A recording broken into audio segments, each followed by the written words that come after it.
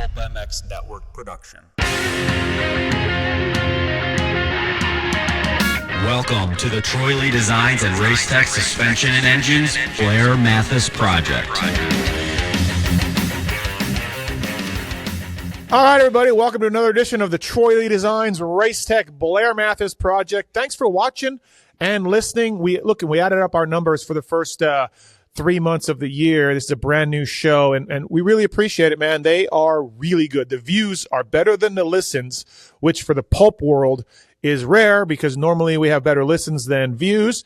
But this show, the YouTubers, even though I've made fun of you people, thank you, man. Good views, good listens, and this show's been a big hit for all the sponsors as well. So thanks, everybody. I'm Steve Matthes, and we'll keep on keeping on. Troy Lee Designs, Racetech, Blair Matthes Project. Racetech has been around forever, as you know, since the 1980s. Privateer proven. Get your suspension dialed in.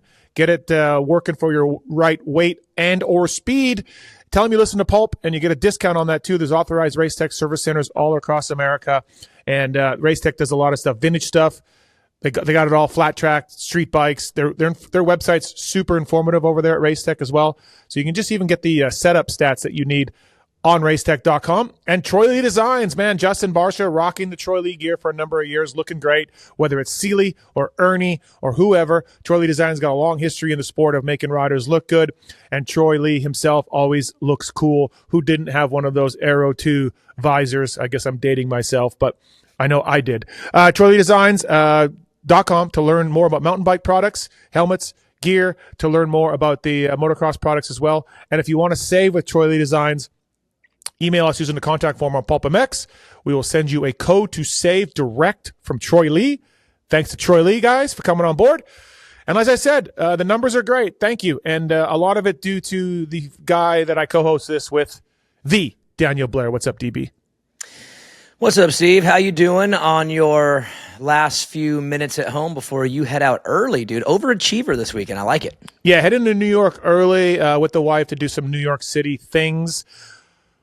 Listen, normally I wear a sponsor shirt, but Toronto Maple Leafs last night, first division win in 25 years, only the second division winner that they've won the division in like 40-something years. So congrats to me. Congrats to the Toronto Maple Leafs.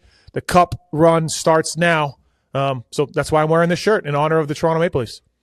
Wow, letdown coming. You know it too. I like the optimism, but you know damn well what's going to happen to you because it's part of our curse, right? It's my Cowboys curse. It's your curse. So, yeah, good luck getting in there, getting emotional again for the big letdown that you know is probably coming.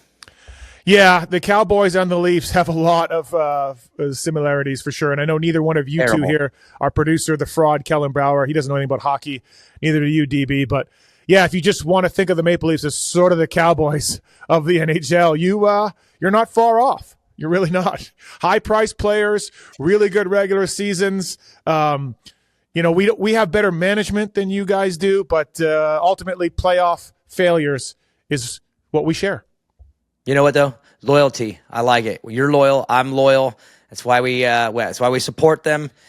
But they do nothing but bad things to us. But, hey, that's all right. That's stick and ball and puck, I guess you could say. Stick and puck for you. But, yeah. No, dirt bike. So you're going early, and weather looks like it's probably going to cooperate a lot better. I felt like the last one was really good. Philly ended up turning out to be a really cool race. I enjoyed all of it. The track was fine.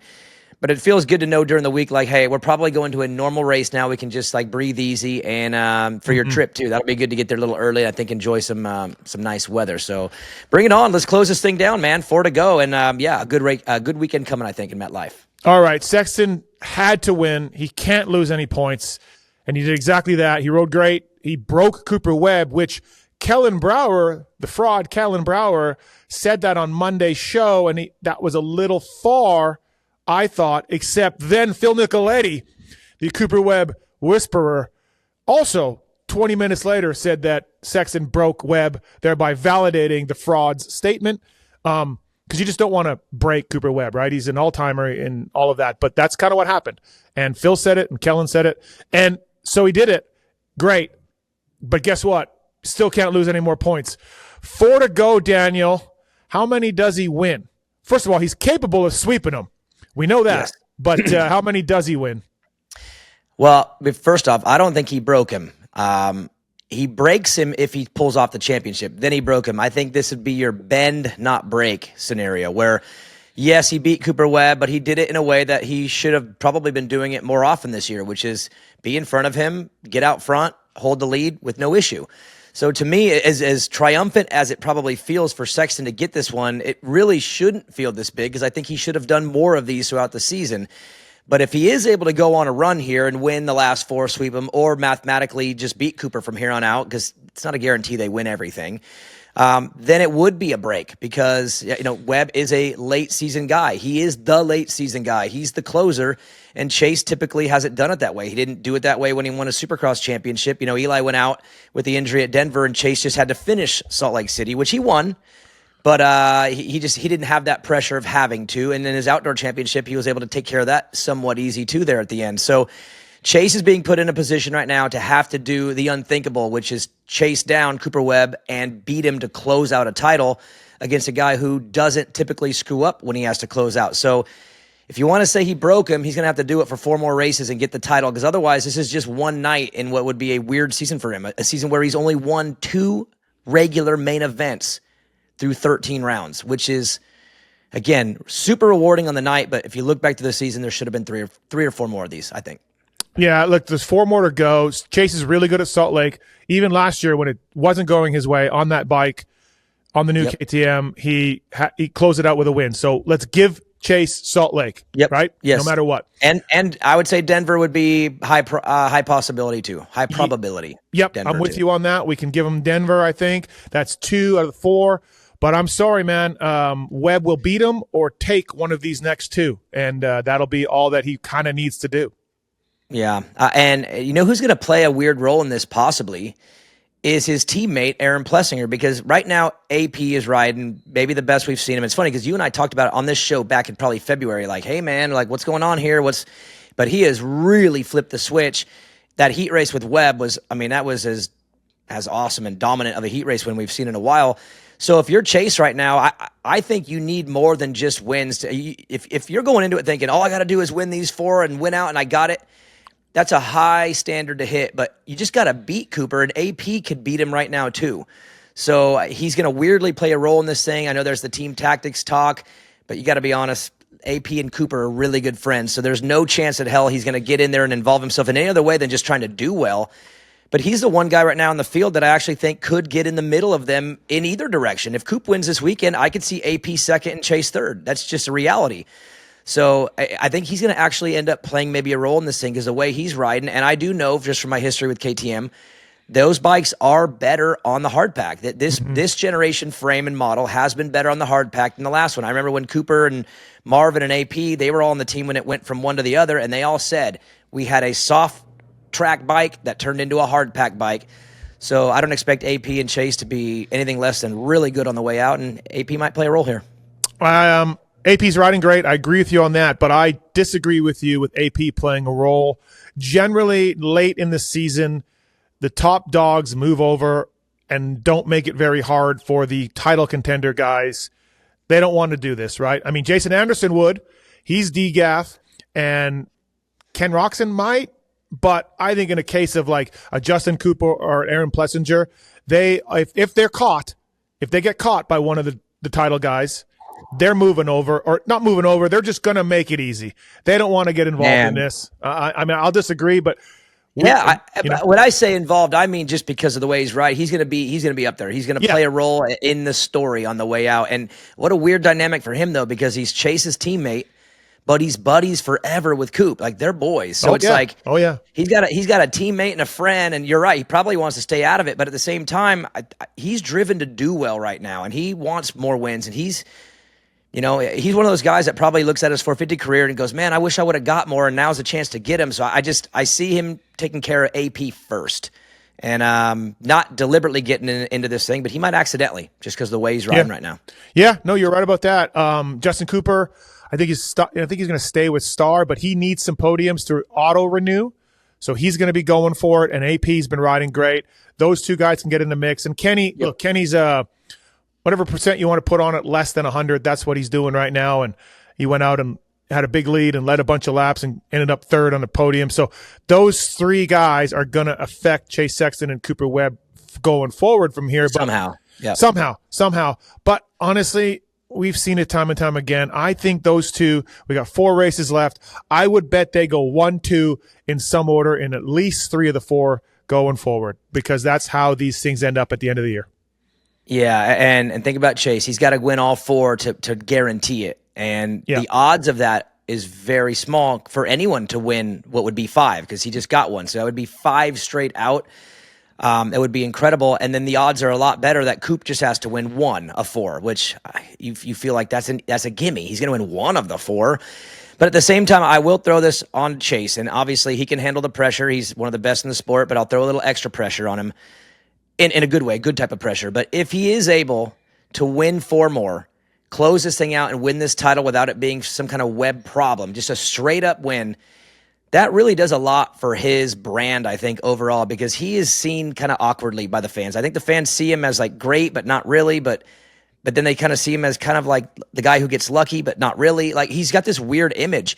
But if he could actually go one-on-one against Cooper Webb and win 5 out and win the thing, that's a great story and a great rebrand for him. I think he'd be able to shake off some of the past stuff that's happened and be like, you know what, that was me then, but here I am now. I just did what I did. And it would be against the dirtiest dog on the gate, which is Cooper Webb. So, Chase, man, this is kind of your moment. I mean, it's in your hands. You're still the fastest guy on most nights. And if he can go and do this, this is absolute brand and image changing, I think, for him. And I think he would like that a lot.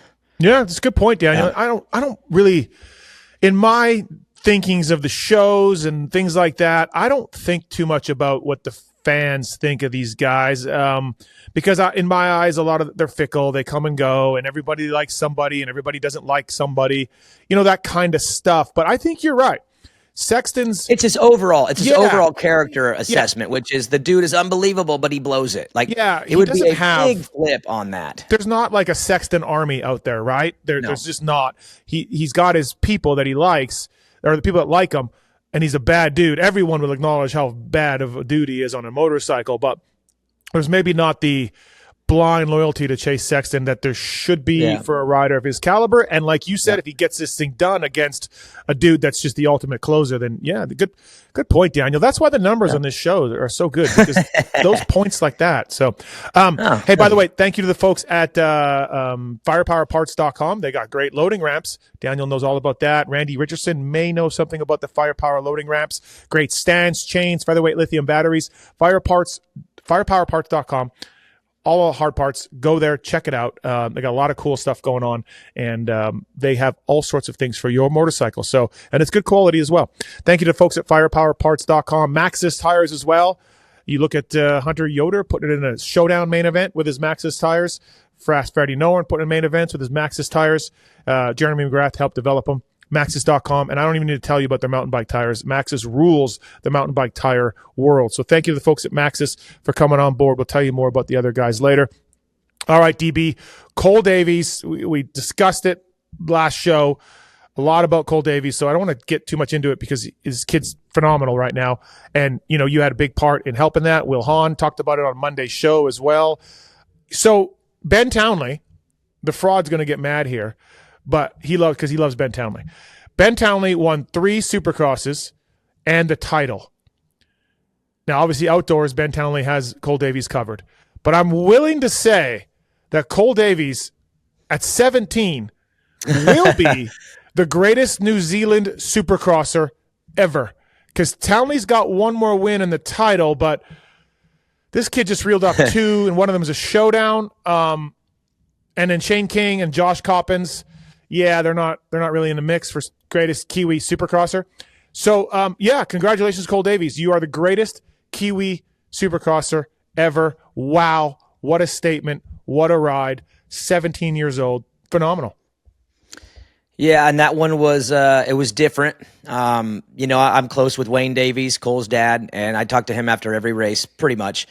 And just this week, it was a different conversation because this isn't like a kid who got a win and, oh my God, he got a win. It was about how he did it. And that's even more impressive, because winning is one thing. Winning, yes, it counts in your bank account. It counts in the points. It counts in the record books. But there's always a story behind the win. This one was different because he was able to pass Hayden Deegan. He was able to pass RJ Hampshire, a champion. He was able to pass Seth Hamaker. And was there one more maybe? I forget. But anyways, the point being is that he made moves, passed, did that part. Then he did the middle part right, where he just actually pulled away and just yanked everybody. And then he did the last part right, which was Deegan's closing. He was well aware. He knew where he was. He managed it properly. Yes, Deegan got closer, but Cole did exactly what you would do if you were a mature veteran who's been around for a long time, as he closed properly. So talk about the most complete win you could possibly have in the sport, which is do the nasty stuff early, make moves, pull away in the middle, manage late, and he did it at a showdown. So to me, it's more impressive just how he did it than just getting the showdown win and getting a second. I don't even know what to say now. Like, what is there left to do? Like, you can't say, oh, well, he wins because he gets out front early. Oh, he wins because he has a little bit of help. Oh, he wins because his coast is easy. It's like he checked all the boxes all in one main event. And now it's just like, yeah, you just got to accept it. Like, the dude's just bad. Like, let's just see what happens next. But he is just badass, straight up. And there's nothing left to prove. Really, 100% chance that Deegan and him are on opposite coasts next year. Can we call that right now? In the words of Trey Kennard, 110% chance. Yeah. Because Trey was always the over 100 guy. He always went over 100 in his interviews. But no, there's no possible way unless some kind of an injury or weird variable forced it. Yeah. But you would not want that because Davies probably wouldn't want to deal with that.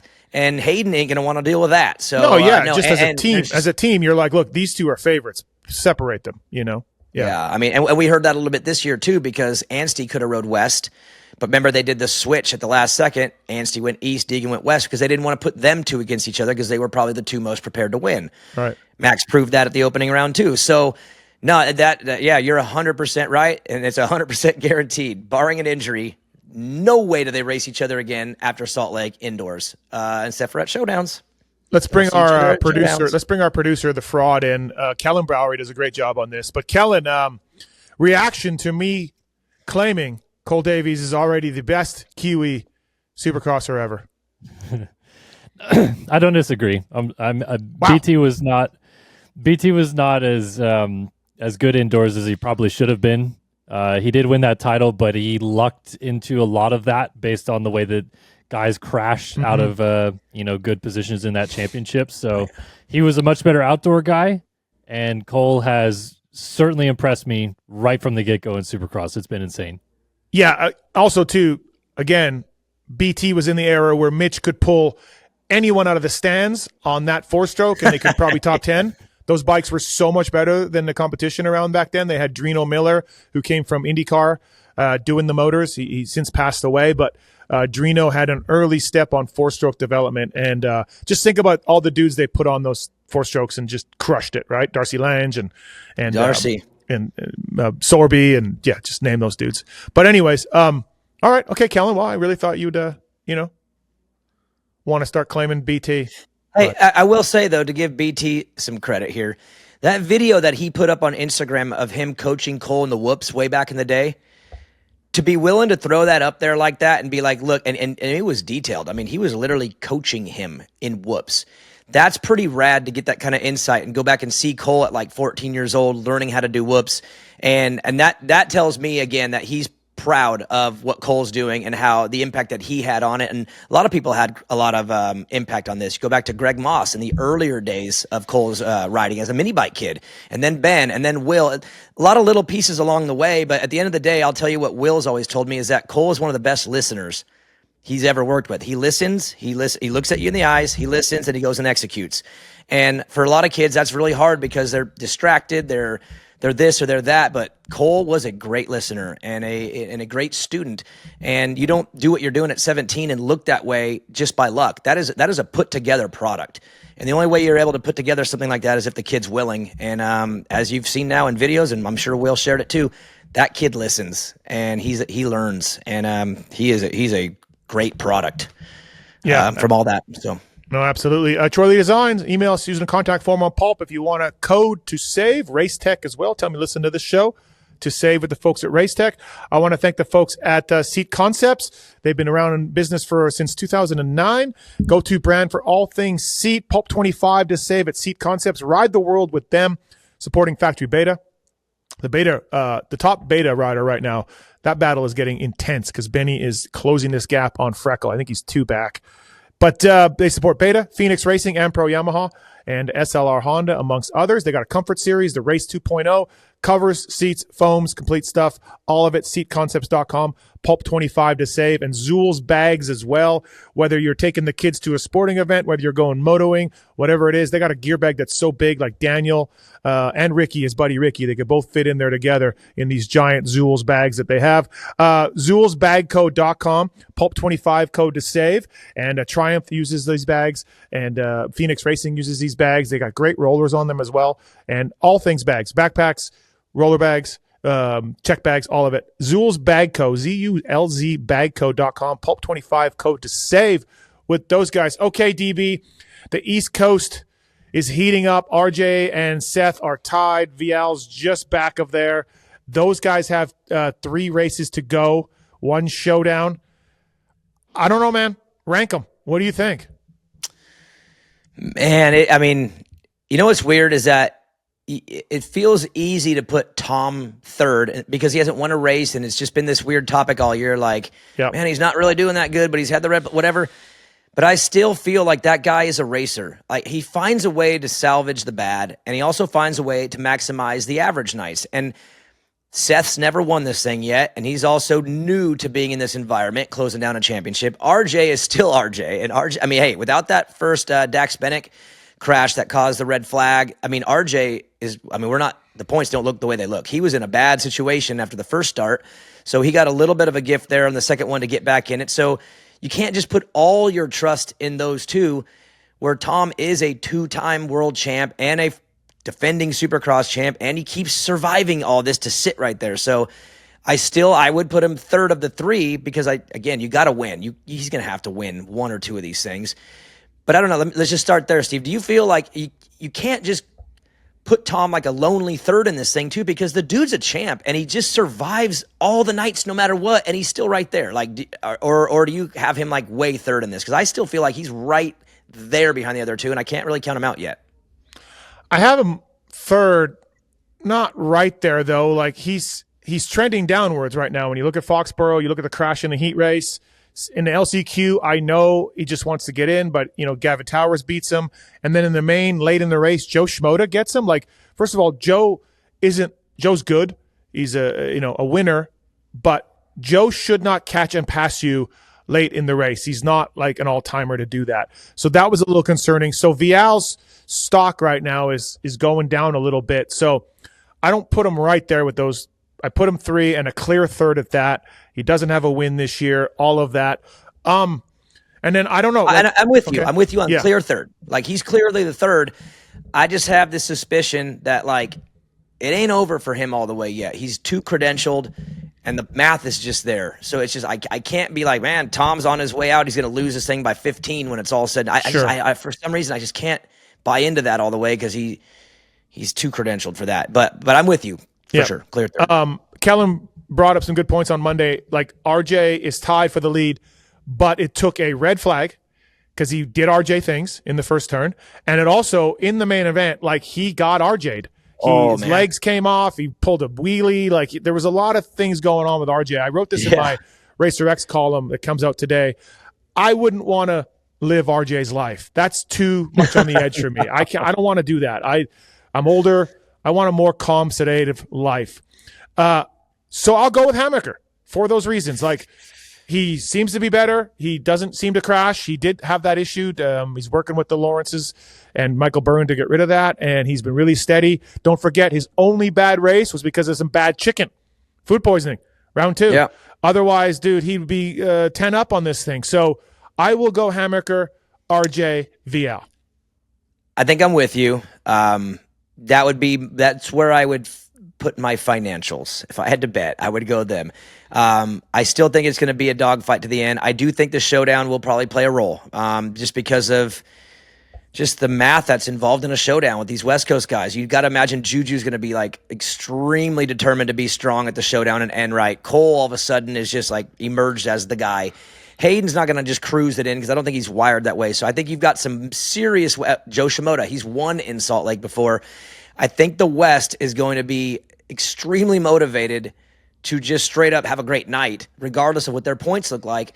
So the reality is that Seth and RJ Tom are probably dealing with a bunch of outside variables that aren't in their series. That's just the reality of it. So to me, it really depends on what happens over the next 2 rounds. And if Seth can put together 2 good ones in a row and get a little bit of a gap, that saves him a little bit. RJ too. RJ, if he puts 2 good ones in, beats Seth 2 in a row, get a little gap, that's going to help. But I mean, imagine if they split them. Imagine if Seth gets this one, RJ gets the next, and they go in tied with Hayden and Cole and Juju and Joe and Marchbanks, a local to that area. I mean, there's so much motivation on the West to do good there.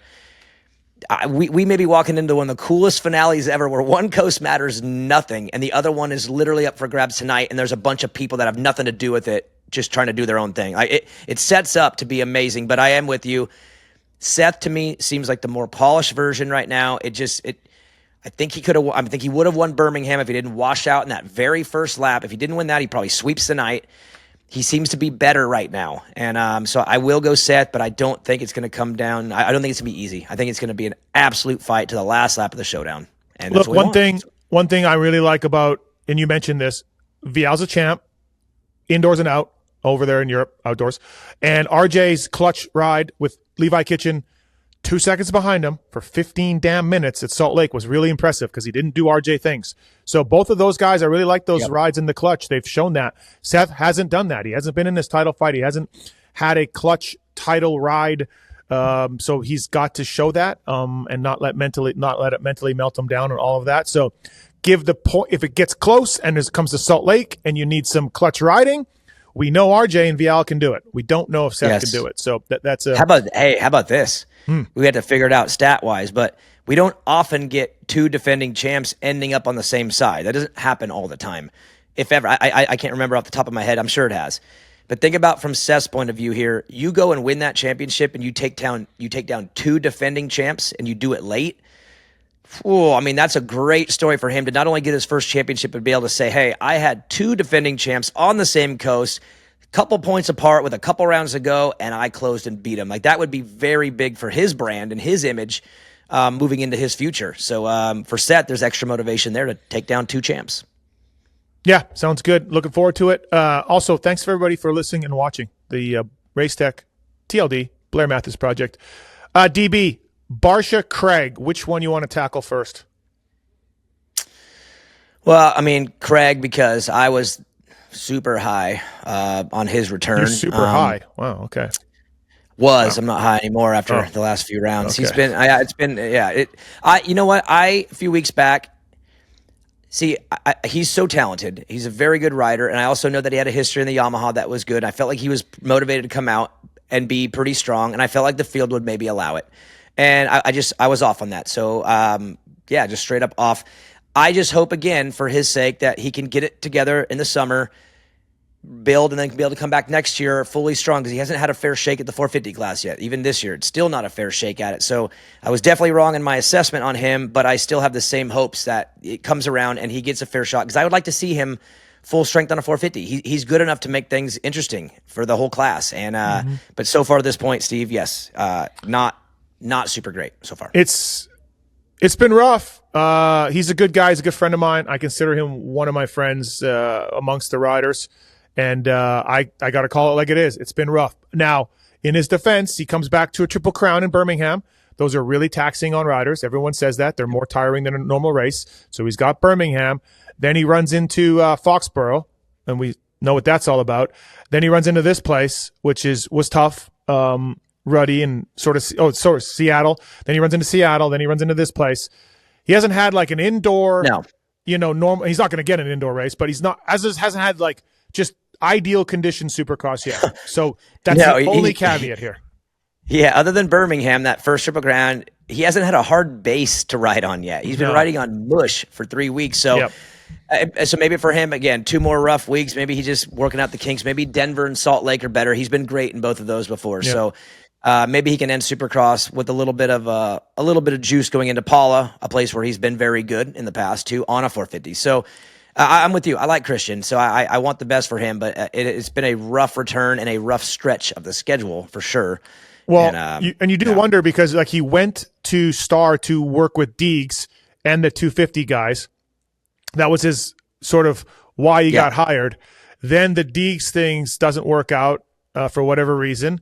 And then now he's not putting in the results. And I don't even know if he has a contract for next year from Star. But if he does, it doesn't really matter because if they don't want him, if he doesn't get results, they're just going to say, see you later, because that's how Star works. So he's really, riding for his future a little bit. Like if this thing continues to go south and keeps going south outdoors, then you know what I mean? He is not guaranteed to be there, regardless of his contract situation. Well, and that plays into Justin Cooper and Eli Tomac, who are, from what I understand, not signed yet there. Mm-hmm. And I'm sure that plays a role in it because there's only so much resources. I know Star's crazy and they'll go for it. But at the same time, there is a reality to the resources and reality to the money. So he does sit in a spot that would be an Eli spot or a Jay Coop spot, and those deals don't seem to be done. So it's a weird dynamic over there for sure. Again, on the personal side, I'm with you. I hope it works out. But on the racing side, it's been a tough look for sure. Keller just said that he is a 2-year deal, but I'm just telling you right now that there'll be something in there that Bobby could exercise and just can him because that's what Star does. On page 7, paragraph 8, this one sentence says. I had a company tell me one time they had me sign they wanted me to sign a contract, and it said either side can terminate this agreement for any reason at any time. That was in the contract. Wow. I'm like, yeah, man, this is worth nothing. I'm not signing this. This is absolutely worth nothing. That literally means that every other word in it means nothing. Yeah. If you could just say, you know what? I don't want to do this no more. Either side can terminate this agreement for any reason at any time. Why the hell would I sign that? That could be a bad argument, like one day, and just be like, "We're done." Yeah. Like, whoa, wait, what? What was the point of that 50-page document we signed? Probably in Star's deal, I would think.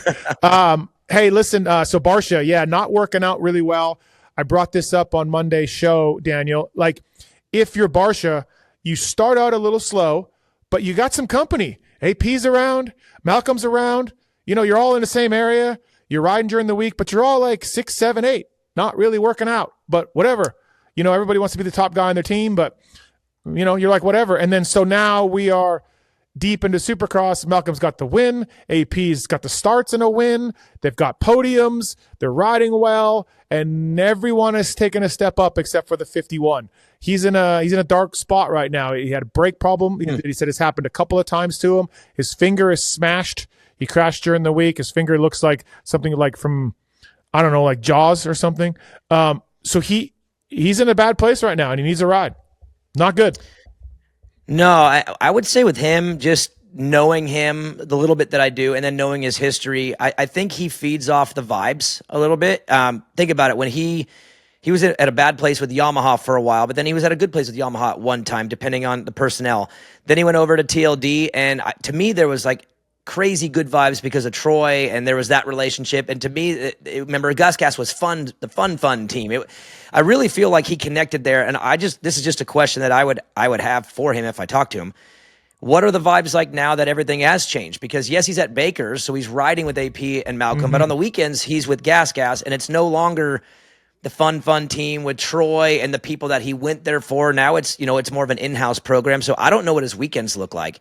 And I can tell you right now, just from riders that I do know in different periods of my life, the weekend vibes do matter. If there's a good chemistry, then you feel everything goes well, and if there's not, it's not. So I would wonder with him, is he gelling with the whole program now? Because it has changed. It's no longer this individual entity inside the building. It's all part of one. And maybe that's not good for him. And maybe that's the issue. Or maybe it's the bike has gone a different direction. I don't know who the personnel is right now on suspension and engine. At that level, all that stuff does matter a lot more than it does maybe than on the 250s where every kid's just going for it. And with him, maybe he's the type that he's got to have the right vibe with the right people, and I don't really know what that is for him. So that's the only thing that I could think about when you bring him up is that's the only change really in his program is that chemistry fun TLD side that he was very in part of is now gone. So what is his weekends like? That's it. Yeah, for me. you're right. That's my No, only but guess. look, the crew at TLD isn't the same crew this year, right? They let everybody go. I don't think they kept anyone. JR, the WP guy, stayed on, but he's a WP side of things. I believe there's not really anybody over there that was on the team last year, and you're correct on the vibes and all of that. And I don't think the vibes are really good over there right now for the 51. So we'll see if he can turn it around a little bit. One thing Think about Steve how he is. You know how he's come out of his shell in recent years. Yeah. He's wild and crazy, and when he's not like that, I don't think he's as good. I think he's better when he's like that, and I haven't seen a lot of that out of him this year. I mean, then again, he hasn't been on screen, so none of us have seen anything out of him really. But I'm just not seeing that side of Justin, and that's because maybe that side's not there right now. Yeah, no, absolutely. One thing, he'll never short you on effort. You know that, off the bike, on the bike. So that part's handled, but it's not been a good thing. All right, Daniel, we had so much feedback from your day in the life at Club MX there, the new role you have. Just take us through a day, either yesterday or Monday or like any day you want. Take us through what happened. Preferably there's some sort of interaction with Nicoletti. Doesn't have to be, but please take us through a day. Phil has actually had a weirdly good attitude. And I'll give you a couple days because honestly, they all blend together because they kind of things at the end of the day lead into the next day a lot. But Phil has been good, putting in a lot of work. He's starting to push harder. He's testing a lot this week. He's got his Canadian guys there, right? Testing? Yes. Yeah. Yes. And Jess Pettis is here doing some testing too. And dude, that guy rips. I haven't seen him in a while. And I was watching the outdoor practice the other day because I bounce back and forth. My son's on the outdoor track. So I'll jam over for 10 minutes when I get a little break from Supercross just to see. And I'm like, damn, Pettis, like who? First off, I was like, who is that? And then I was like, oh, that's who that is. And he just looks like race ready already. He's doing motos. And anyways, it was just cool to see another person on site. So that is going on the outdoor track. I will tell you, Brandon even said it today in our team meeting. Like, this is one of the wilder, crazier times we've had in a while with the numbers. There is so many people on the property between the Supercross group, the motocross group. Now you have some Supercross guys like Towers moved over and rode motocross this week. Freddie went and rode one day of motocross. But between all of it, it's seriously like crazy out here. Just bikes, vehicles, people. It's full. And then Loretta's regionals are all starting to come up. So there's a bunch of kids here prepping too. So kind of a little bit on the chaotic side. I think I mentioned maybe last week, there is a new gym going in. We're building a brand new 2-story gym that overlooks the outdoor track. It's freaking phenomenal.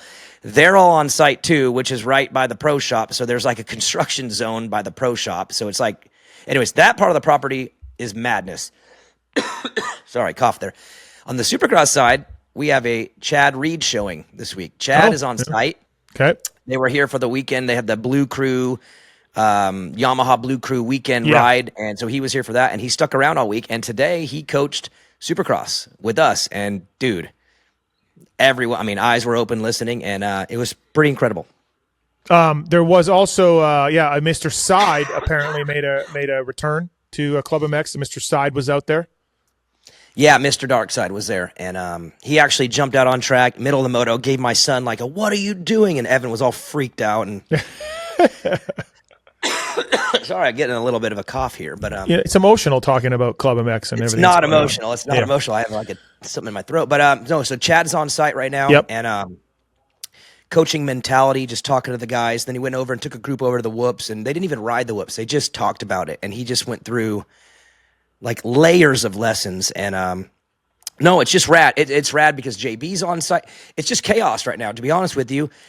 All that's happening on site, and then off site in my office. Honestly, I wouldn't say negotiations. We're not in negotiation stage yet, but we are definitely in communication between 450 guys, 250 guys. It's been, I mean, all day, every day, morning and night. I've been on the phone just introducing myself to people introducing to me, and navigating the field right now and getting ready to start making moves because we're not there yet, but we're getting close to being able to like, all right, let's strike and let's go. And it's been really fun for me because, you know what, KTM Orange Brigade, it was 50 riders, 65 riders, 85 riders, and that was a whole nother world. And now I'm sitting here talking with 450 guys and 250 guys about, you know, long-term and short-term opportunities. And it's very exciting.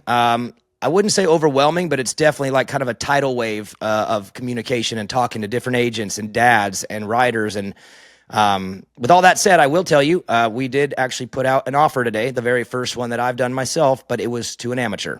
So I'm starting. Usually in sports, you start at the top and work your way down. Well, here we're the opposite. This is a training facility, and there's amateurs everywhere. So we actually put out our first offer to an amateur rider today. To ride with the Russian kid and the Malinowski? Like that level? Possibly it would be just one of those two, and working into an extension. I'll just be extending an amateur and mapping out their future. Okay, so the Russian kid's going to get an offer to go into pros, most likely. He's been pretty impressive. I did hear my sources tell me that the fair weather Justin Brayton was skipping the sand section while he was riding. He was not into the sand. He was not his deal. He wanted more jumps. I didn't actually get to see him ride. So I was with him right before he went out, and then I had to go to Supercross. And when I got back, he wasn't there. But it wouldn't surprise me because I don't think he's out trying to grind right now. He's not out like trying to get it out. He's just trying to get comfortable because he's been doing these things at Supercross for Race Day Live, riding press day, doing some voiceover work on the track. So for him, just to be safe and be capable of doing things comfortably, he just wants to be on the bike. So but it's funny talking to him before he went out because, he's getting the bike just right. He ain't riding just a stock bike and just winging it. He wants things set up good for him. And it's funny to know him and then get to know him now on this side a little bit and watching him get back on a motorcycle. But I'm not surprised he skipped the sand. That half of the outdoor track's pretty gnarly, and he ain't trying to prove something. So I can see him going around it. Yeah, my source was, definitely making fun of him for that because my source has been grinding, getting ready for the Canadian Nationals, and has to ride all the laps. So is your source the guy I said was having an effort issue maybe last week? Yeah, could be. Yeah. Oh, I did follow up on the garage space. You asked me to follow up on his garage space, and he says he has paid his dues over time. Is what he said. Yeah. I said that I just want to make sure you're not getting a deal that you're making sure that you're paying. He's like, I've paid my dues. Yeah, that sounds he about wanted right. Me to tell you that. Yep, exactly. All right, we got the fantasy results coming up here as well. Daniel, Decal Works and ASV. ASV, we'll start with them. Obviously they're part of the Club MX team too, which is really cool. They're on site here. And, ASV Inventions, innovating motocross components and tools for 25 years, made in Southern California since the year 2000. A pioneer in innovation, starting with the original ASV folding unbreakable lever. ASV is constantly expanding its product line with innovative new components. ASV products are tested and used by top AMA pro racers and teams like Club MX. In Supercross and Motocross, ask for ASV at your local shop. That's big. Ask for it at your dealership or visit asvinventions.com and use the code PulpMX in all caps for 20 off. And Decal Works' mission is to cater to those who love to ride, upholding the true definition of quality, service, and knowledge. Visit decalmx.com and use the promo code PulpMX25 to get 20% off your custom graphics. Decal Works, great guys for sure. Fantastic. And I know Ron would really appreciate this Toronto Maple Leaf shirt. ASV guys as well. Keller, we got to get some ASV on your two-stroke. So Bob there is ready to hook you up for the two-stroke life. Oh, yeah. Bob will hook it up. I'm all about that. Yep. Yeah, hook it up. We'll rip the two-stroke for sure. Maybe help you get that those vet titles, whatever that you got in Arizona. Outdoors are going. Kawasaki put out a social post. Jorge Prado was back on the bike, ride some outdoors. Darren Lawrence on Monday said the Jet will be at Paula. Probably not 100% ready to go, but then again, we saw he wasn't 100% ready to go at Charlotte either and crushed it. So those guys are getting back on the bike, getting ready for outdoors. And then Eli Tomac as well was talking about jumping into Supercross. Don't know if that's happening, but he'll be ready for outdoors too. Which guy, Daniel, it's April 16th, first Nationals at end of May. Which guy will be the most ready, do you think? Wow. So we saw Eli on the bike a couple weeks ago on his social, right? Yeah. Well, it's funny because what you just said about Jet, and he did come back at Charlotte. You were wondering how much time has he had, and he was Jet. It didn't take him more than a second to show he was himself. Actually, the second moto he was. So you want to lean him because he's Jet and he's got this record, but at the same time, this is different. This is an ACL. This is a different type of recovery. This is super. They're working crazy hard to get back, but at the same time, it's a knee. Knees are different. You put your leg out in corners. So I feel for Jet, we may see a little bit of a slower start than we did in Charlotte. This one may take him a little bit longer. Prado is going to be out in Southern California, really probably focused on Fox Raceway, getting comfortable there the best you can, obviously, on normal practice days. But he'll have a little bit of an advantage there on that. And then you have Eli, who's got this longevity in his career, his history. He's just Eli. You just can't doubt a guy like that. So it's really hard to pick one of the three, but I would say Eli maybe is the most ready to go as far as physically, even though Jet is still Jet and Jorge's going to have this track advantage thing. But I don't know. I go Eli because I do know he's on the bike. He's posted a video. He is riding. Whether he slips into Supercross or not, I don't really think that affects what's going to happen outdoors. And I think he's pretty driven because he has had a couple championships in a row go wrong now with injuries. I mean, sure, that's got him pretty bent. So I could see a heavy, heavy motivation for Eli to start strong, knowing that he has to, and knowing that he probably needs to get some on Jet early before Jet gets all the way comfortable, because once Jet gets going, that's going to be hard to stop. So I lean Eli being the most prepared of the three, but I will throw in Chase Sexton into this. I think Chase has a real opportunity here too, because if you think about who he's racing now, he's racing Cooper.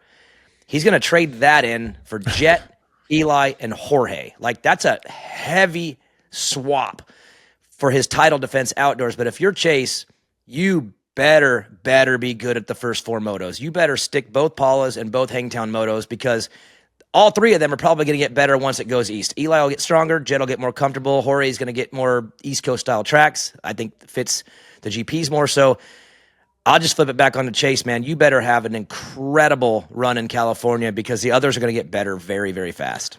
Well, the funny thing is like, as we've seen, the guys that are in Supercross title fight generally don't ride the outdoors, right? Until it's all over. So you're going to have these not 100% riders getting more outdoor hours than Chase Sexton, but he's going to be 100%. All of this adds up to a really exciting Paula. If you're guys like myself and Kellen that go to these races, like, it is going to be exciting, because I could make cases for each guy being better than the other guy, based on all of that stuff. So, and Hunter is good there too. And he was great last year, and he's had more time on the bike than Jet. So honestly, Paula sets up to be maybe one of the more exciting round ones we've seen outdoors in a long time, because you're right, nobody's really ready all the way. no one's going to be really ready. And like, I'm with you. Like, Jet was always a little better outdoors than indoors on the 250. And then we saw the 24-0. And yes, he will be ready, 2-3 rounds in. And then, so if you're going to strike, I think you got to strike early if you're one of the other guys. It sets up so good. And I mean, honestly, I've got lower hopes than Jorge than other guys. I mean, he is going to be good, but he's going to go through the same things that other Euros have to deal with: the shorter practice sessions, learning the tracks, learning the bumps, all of those things. I look for Jorge to be better in 2026 than 2025, but I think Eli and Chase and even maybe Hunter and Jet will all be better than Jorge in my eyes. Maybe not, but we'll see what happens from there. But I'm excited.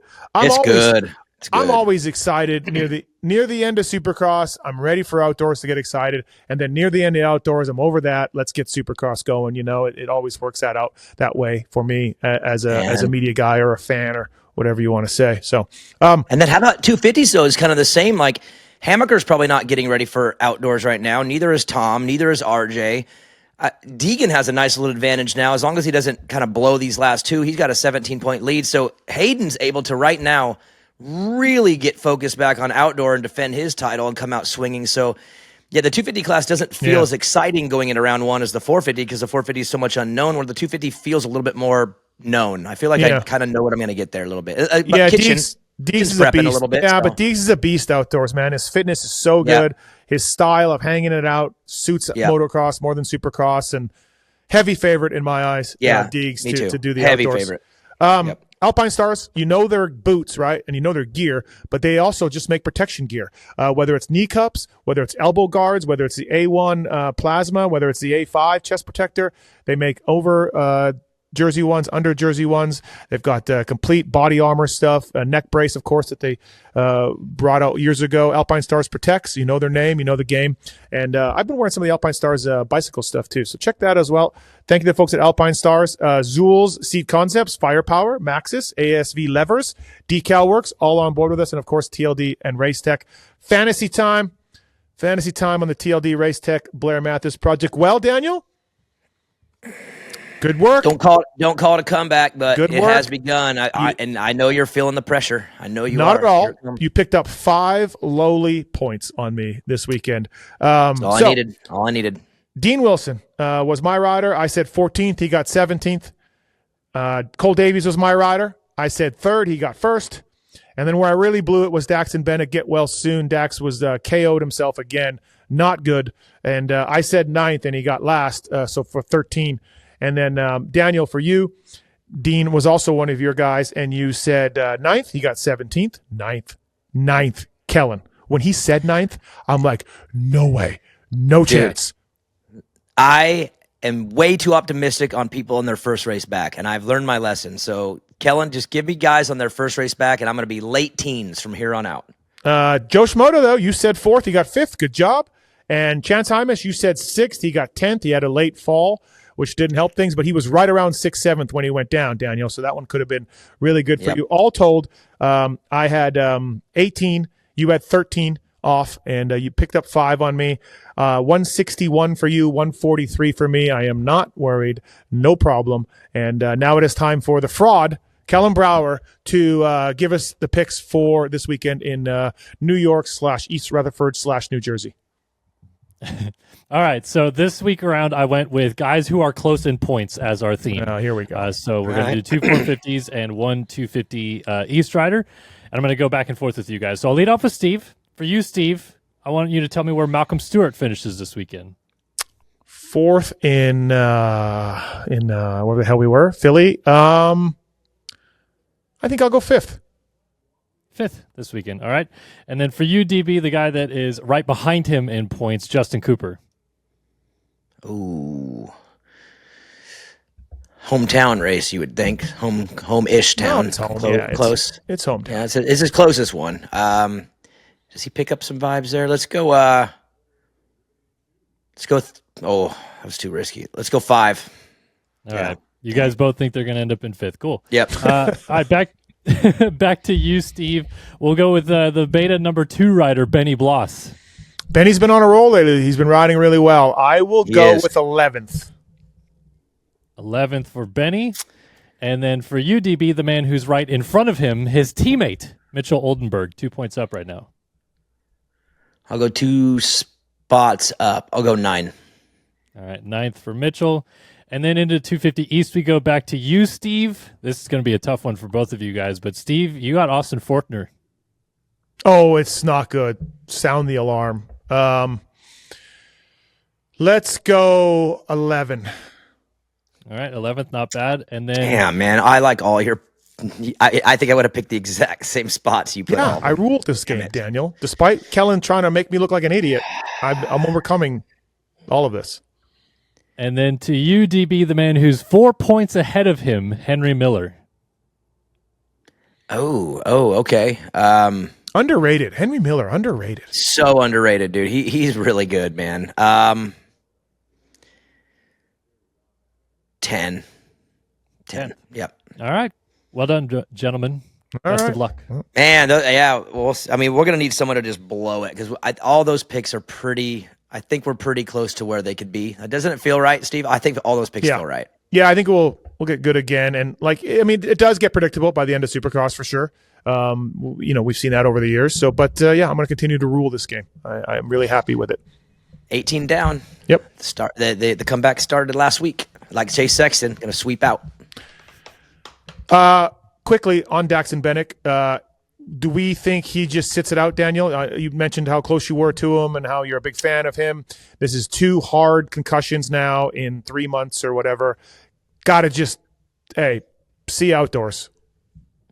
Yeah, I absolutely. I know him very well, know his family very well, and I think they're taking all the precautions because that's 2 big ones in a year, and he's young. I've told you that before in the show many times. He's still really young, has a long ways to go. So I believe they're going to be taking all the precautions on this one, and you'll see him when he's right. I wouldn't put a race in there. He's got to be back by this or that. Yeah, you'll see him when he is 100% cleared and he is right and he is back to being back to normal. That was a bad one. Good kid. Wish him the well, and you never want to see that for sure. The red flag came out for him. RJ should send him a gift basket though, for sure. Maybe chocolates and flowers or something. Yep. All right, what a show. Thank you to Troy Lee, Race Tech, all the sponsors. Use the codes to save with them. Zool, Seat Concepts, Firepower, Maxis, ASV Levers, Decal Works, Alpine Stars. As always, thank you to Kellen, the Fraud Brower, for all of his help behind the scenes in this, and DB as well. Thanks, buddy. Appreciate it. And Yep. we'll see everybody Have next fun in week. New York. Oh, wait. Hey, you're here on Monday. Yes, I'm here on Monday, but I'll be traveling home early Tuesday morning, so we'll still get back on the schedule on our typical times for this. But if I you was gonna want, say, unless you're over me after Monday night. Yeah, the deadly duo of FMIP and Daniel Blair co-hosting. Can't imagine. I'll be at the World Minis all weekend, and then I will be in your house on Monday for the Pulp Show. I can't even imagine all the giggles you two are going to have. You great prediction. I bet that comes true. Yeah, absolutely. All right, everybody. Well, hey, thanks for watching and listening. And again, we added up the numbers for the first 3 months. Really, I sent it to both of you, right? You guys both got it? Oh, yeah. Yeah. Yep. Really good job. Super successful to launch this show. And we're having a good time doing it. So until next week, peace out.